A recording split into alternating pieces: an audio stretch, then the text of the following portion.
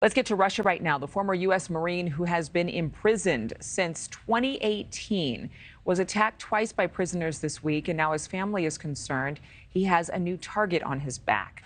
Paul Whelan's family telling NewsNation that Paul was in a workshop on Tuesday. He asked a relatively new prisoner to move out of the way. The prisoner punched him in the face. His glasses were broken. Let's bring in David Whelan, Paul Whelan's twin brother. We want to thank you for being here. How did you learn about him being hit? Well, as we learn about a lot of the things that happened to Paul, it's from a phone call he was able to make to our parents. And it was that information that we then passed on to the State Department because they weren't aware of the problem at the time. Okay, well, that's something interesting I want to follow up on in just a second. Is it true, though, that Paul feels like this particular incident could make him the target for future attacks? Or is he more concerned about growing anti-American sentiment because of current global affairs? Well, I think that contributes to it. He was assaulted when he was in pretrial detention in Moscow, and a guard was reprimanded for that. He's endured some verbal abuse at the labor camp that he's currently at.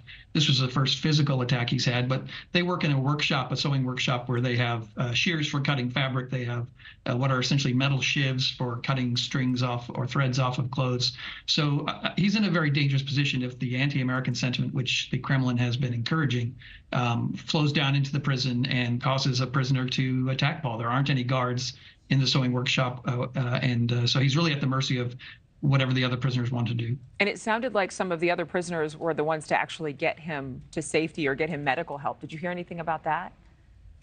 Yes, there are some prisoners that he is friendly with, and they stepped in after the fellow threw a second swing at Paul and separated them, and then Paul went to get medical care. Is the silver lining, going back to your first answer, that this particular incident could actually cause the U.S. government and the State Department, as you mentioned, to give his case more attention again? I don't think so. I think that they're giving the attention that they can right now to the case. I don't know. They were very quick. The U.S. Embassy spoke to him as soon as they learned about the incident, and they obviously raised the issue. But it's mostly really just talk at this point.